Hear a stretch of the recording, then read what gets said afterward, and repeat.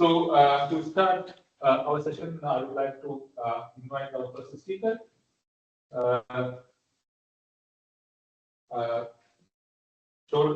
Fujii.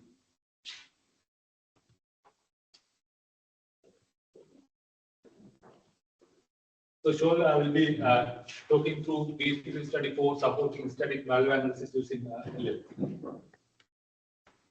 So I would like the speakers to introduce themselves quickly, but still within that time.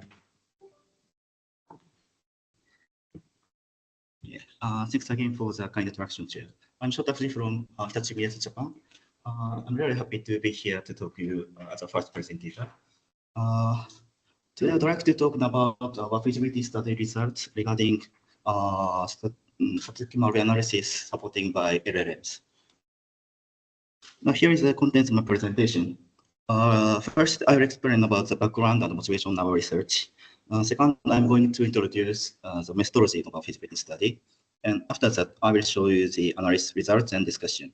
Finally, I will conclude my presentation. So I'd now like to start my presentation with part one, the introduction.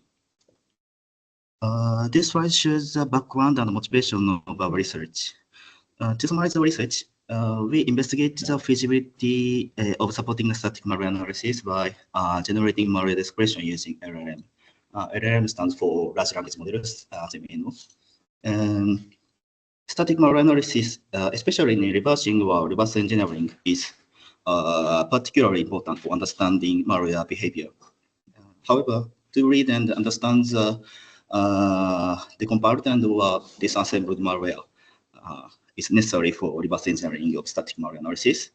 So it is rarely time consuming and requires a high level of skill expertise. On the other hand, LLM is shown to be effective in a variety of tasks.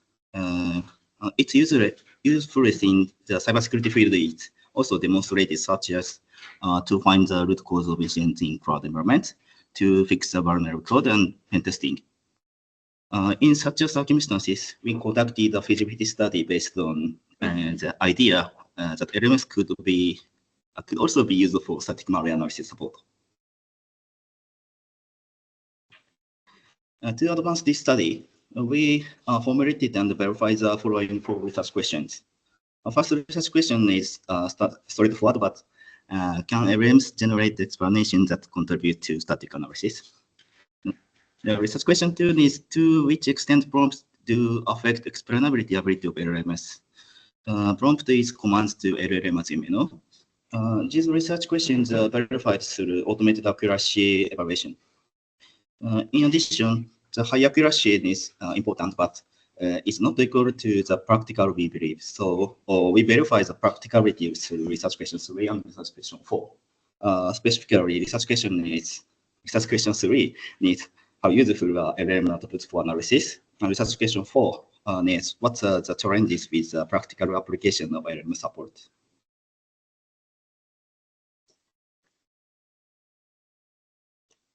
It doesn't work.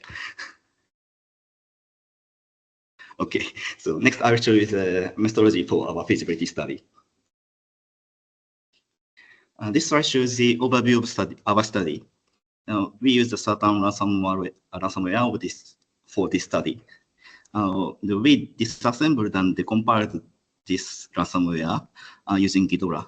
Ghidorah is one of the de facto systems for decompiling or disassembling.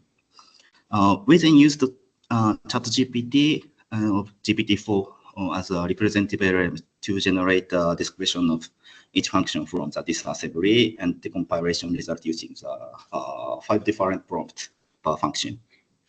In other words, if the malware has 60 functions, the 60 descriptions are also generated.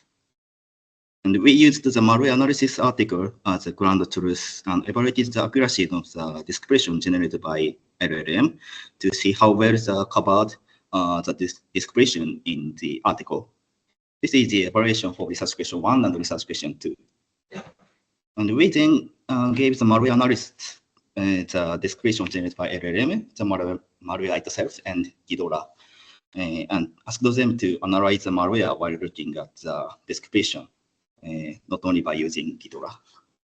And then as a user study, we use the questionnaire and interviews to determine whether the LLM-generated explanations were useful in supporting static malware analysis. That is the overview of our study, and let's deep dive into methodology for each research question. First is methodology for accuracy evaluation.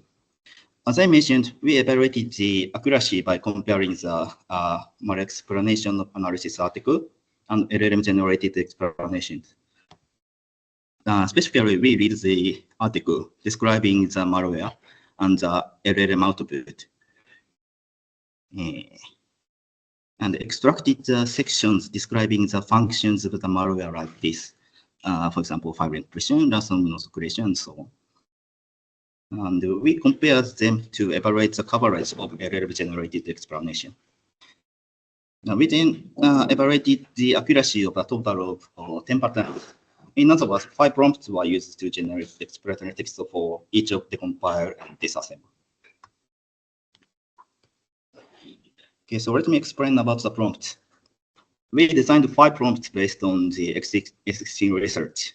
Specifically, a simple prompt was given first here. And next, we set up the prompt that specifies the user's role as a malware analyst and asked them to explain the function of malware. We also set up prompts that provided an explanation, summary, specific points to focus on, and background information. And the explanatory text is generated by assigning the decompile or disassemble result to the bracket code part at the end of each prompt. For example, please explain the following function and disassemble or decompiled code. And second is methodology for user study. Prior to the user study, we prepared a recruitment letter on the poster and recruited participants through the analyst community within our group companies.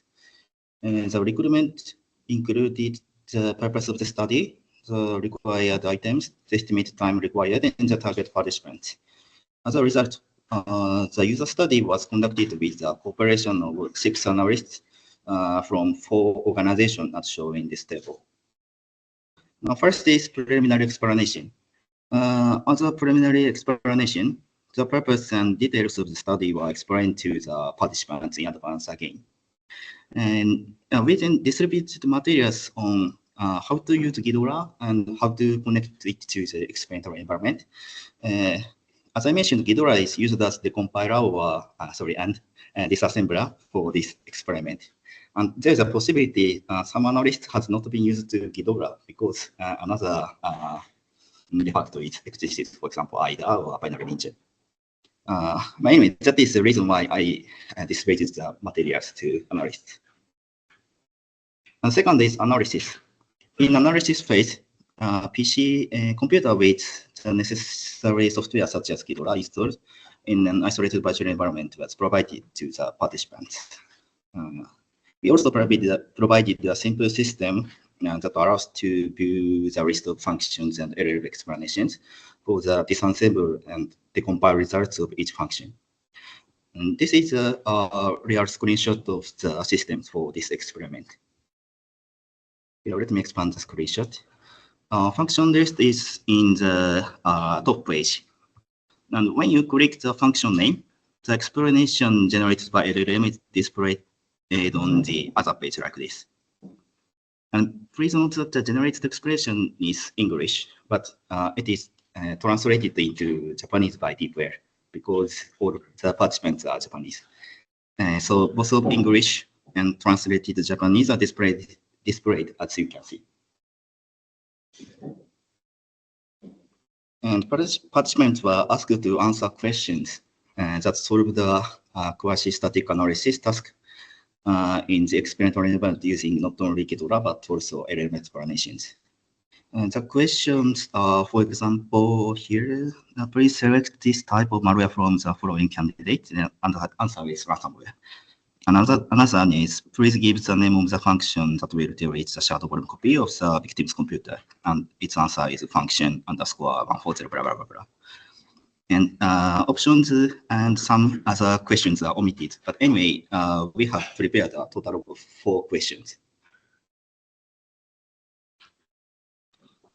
after the analysis, post-analysis questionnaire was distributed to using Microsoft Form. The questionnaire items are displayed on the right side of this slide, but I'll skip the details. But the questions consist of demographic of the participants, prior knowledge of the malware, the Likert scale to verify the usefulness of the LLM output, and so on. After that, a semi-structured interview was also conducted. The interview consists of questions related to the questionnaire and research questions. The codebook was then created by the lead author. It means me. And the interview recording were reviewed and coded by both authors. And finally, this dataset and the questionnaire were analyzed. Okay, that is the methodology, and let's move on to the analysis results. First, let's look at research question 1 and research question 2. The accuracy evaluation results per prompt are shown in this table. Each row shows the evaluation results per prompt, prompt 1, prompt 2, blah, blah, blah. And left side shows the result regarding the compile, and right side shows regarding this disassemble. For all evaluation metrics, the accuracy tends to be higher than the compiled results used as input to the LLM than when disassembled results are used as input. And for prompt ID, PID2, PID4, and PID5, which yield the most accurate decompilation results, about 90% of the malware functions can be explained. These results suggest the LLM is capable of generating explanations that support static malware analysis for this malware as answer for research question 1. In addition, prompts affect the explanatory ability of LLMs we find. PID2, PID4, and PID5 for the comparison has the highest accuracy, as I mentioned. More specifically, PID4 has highest accuracy. PID2, 4, and 5 were equally accurate for the comparison, but PID4 was most likely to describe malware. And this figure is example of the description generated by PID4 from the comparison results. It says, the malware creates a file name how to restore your parent case. Or this file consists of a ransom note which suggests that the user data has been encrypted. This is just one case, but PID4 was most likely to describe malware. From these results, we concluded that the prompts affect the explanatory ability of LLMs, and the accuracy can be improved by having the LLM act as a malware analyst and giving instruction to focus on suspicious parts as an answer for research question 2. Okay, let's move on to the result of the user study. And this slide is about research question 3, LLM output practicality. In the results of the questionnaire and interviews, fluently relevance, informativeness, and practicality of LLM were high, as shown in this table. Sorry for the tiny characteristic. Anyway, all participants stated the positive aspects of LLM-generated explanations. For example, it is not wired at all. It was so easy to read. Just reading the output was enough to understand the process. The more specific positive feedbacks are the output matched the processing content of the function and the parameters of the Windows API. API call were explained clearly. And we then asked them, please teach us the negative aspect of LLM-generated explanation. And some participants stated some explanation for long functions were not informative enough, and no important information was sometimes included in redundant form. These comments suggest that it is desired to control the amount of information depending on the length and importance of the function.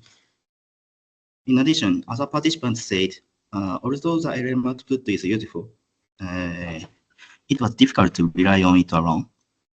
It's suggesting it is realistic to use the LLM as an adjunct to existing static analysis rather than relying only on the LLM output at this time. In summary, despite some challenges, the results suggest the LLM's output explaining malware is rarely useful to the analyst as answer for research question 3. Finally, let's look at the research question 4, challenges of LLM application. Through questionnaires and interviews, we were able to identify 18 issues. And due to time limitations, I will present some of the more interesting items. Most of participants mentioned concerns about confidentiality. For example, there is a possibility that information had coded in malware. For example, organization name, DNS, etc. And the authentication information could be leaked because ChatGPT or the representative LLM is operated in a cloud environment. And of course, we have to send the malware information to cloud. So many of analysts' concerns about the confidentiality issues. And most of participants also mentioned the possible output interference at the LLM. For example, possible obstructions such as obfuscation could reduce the accuracy of the explanation. And there is possibility of potential interference from junk code. And others are sometimes unimportant parts of the process are explained redundantly, and prompt engineering is required to control the output of the LLM. This is a separate skill from the previous static analysis and must be learned anew. This is a really interesting insight, I think. But anyway, to summarize, we have identified the challenges that need to be addressed when using LLM output to support static malware analysis as a research answer for research question 4 and further research in the future, I think.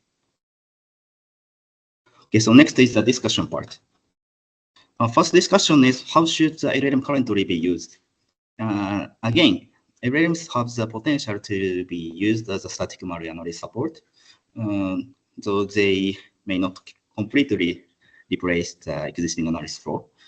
Therefore, the skills and various supporting technologies for static malware analysis will likely continue to be required. And next is about using LLM based on the experience and skill of the analyst. And there were differences in the way the LLM was used depending on the experience of the analyst. The participant P2 and P3 who had extensive experience with the analyst stated that they checked the LLM output after completing their own analysis. On the other hand, the remaining participants used LLM outputs before and or during analysis. It suggests one of our next step is to derive a new analysis flow using LLMs based on the experience and what skill of the analyst. In addition, we received 12 responses regarding usability and 21 responses regarding functionality. And let me explain some of the more interesting parts as well. In this analysis, participants were provided with a system I explained. But because it was a separated screen from the GitLab, the compiler disassembler, there were comments stating that it was cumbersome to go back and forth between the screens. Therefore, in terms of usability, it is important to have the code on the same screen as the analysis system. For example, through plugins, or to be able to go back and forth smoothly, as is the case with the similar existing tools. In addition, although we provided a static description generated at specific prompt in this case, some participants used their own ChatGPT separately to query function descriptions for other prompts, or to query the type of malware and possible related attack groups. Therefore, it may be important to have an interface and can dynamically query LLM. And finally, as I mentioned earlier, confidentiality issues must be addressed. So to use the LLM without worrying about confidentiality, local LLM that does not send information to the cloud is important, we believe. Okay. Anyway, we believe there are important, informative for future research opportunities regarding the supporting for static malware analysis with LLM. Okay, let me conclude my presentation. This slide shows a summary of the presentation and the future works at the conclusion. Again, we verify the following research questions through accuracy evaluation and user study. And specifically, we evaluated the accuracy of LLMs by comparing analysis articles and LLM output and determined that LLMs can provide practical accuracy. We also performed a user study to verify the possibility of using LLMs as support and to identify areas for important improvement for practical use in the future research. And finally, our future work will include interviewing more static analysts and implementing a static analysis support system using an LLM based on our research results. Okay, that's all my presentation. Thank you for your attention. Thank you very much. Thank you very much for the interesting presentation. So it's open floor for questions. Anyone have any questions? Yeah. I have two questions. The first one is when you are using large language models for static analysis, specifically to assist malware analysts. So my first fundamental question is the prompts that you generated were generated keeping in the perspective the questions that are usually anticipated by a malware researcher. For example, what type of factors. Okay, so instead of what is this code doing, I feel like the malware researcher or analyst would try to look at specific artifacts with which he or she can further do threat hunting. That is my first question. Second question is since you are using LLM, there is a possibility of hallucination. Okay. So did you evaluate the factuality of the output that you get from LLM with the existing reports of the malware that is available in VirusTotal, and whether it is useful for security analysts? Okay, thank you very much for your interesting questions. Regarding question 2 about hallucinations, to be honest, in this experiment, we not a specific method of preventing the hallucination. However, we found to our knowledge, to our investigation, there are no hallucination in this case. And sorry, probably because we query not only just prompt but with code. It's very similar to so-called RAG system. RAG is not only query the prompt but also reads the information for preventing the hallucination. So we believe this prompt also affects the preventing hallucination. However, we also considering how to prevent the hallucination. To summary, we have not some method for preventing hallucination, but we are currently considering about hallucination. Does it answer for your question? Sorry. And so, do you want to repeat the question again? The first one? Yeah. Sorry. First question one is when you. First question is can you answer very briefly? Yeah. So is the prompts that you generate is really of interest for malware? That is the question. It's a very good question. To be honest, we are not concerned about this your question. But in this experiment, malware analysts use the LLM generated text during, before and after just static malware analysis. It means not included in the threat hunting phase or after reporting phase. And so, yeah, as you suggested, there are many possibilities to use LLM for not only for static malware analysis, but also before and after malware analysis, for example, threat hunting or writing, reporting, and so on. Did I answer the question? And does it make sense? Okay, I think we are in the time, and the rest of the questions I will leave to ask offline. Let's thanks again for the speakers.